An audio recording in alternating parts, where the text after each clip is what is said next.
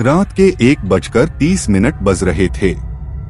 समीर शहर की भीड़भाड़ से दूर एक छोटे से कस्बे के पुराने रेलवे स्टेशन पर खड़ा था।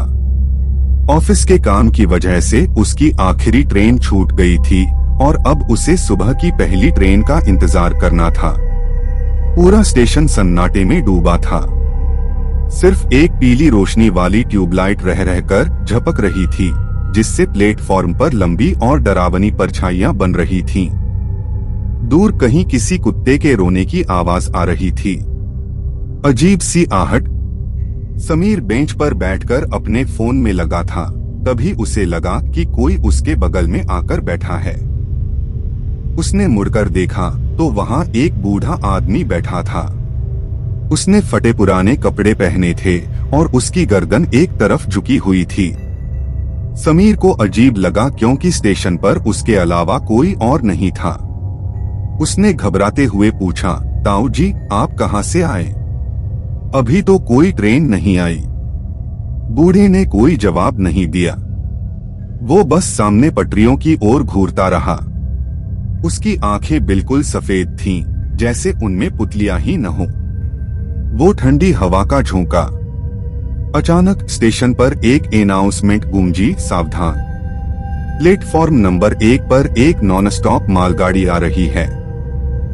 समीर ने देखा कि दूर से एक इंजन की रोशनी दिखाई दे रही थी, लेकिन अजीब बात ये थी कि उस ट्रेन की आवाज बिल्कुल नहीं आ रही थी। जैसे जैसे ट्रेन करीब आई, हवा बर्फीली ठंडी हो गई। समीर के रोंगटे खड़े हो गए।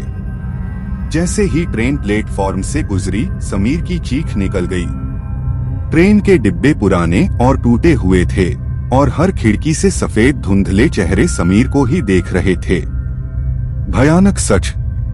तभी बगल में बैठे बूढ़े ने अपनी गर्दन धीरे से समीर की तरफ घुमाई। उसके चेहरे की खाल जगह जगह से उतरी हुई थी। उसने फटी हुई आवाज में कहा, बेटा, इस स्टेशन पर ट्रेन का इंतजार मत करो। यहाँ सिर्फ वो गाड़ियां रुकती हैं जो कभी अपनी मंजिल तक नहीं पहुँच पाईं। समीर पीछे हटा और भागने की कोशिश की, लेकिन उसका पैर फिसल गया। जब वो उठा और पीछे मुड़ा तो वहां न तो वो बूढ़ा था और न ही वो ट्रेन। पूरा स्टेशन फिर से उसी डरावने सन्नाटे में डूबा था। अगले दिन सुबह जब स्टेशन मास्टर आया तो उसने समीर को बेहोश पाया।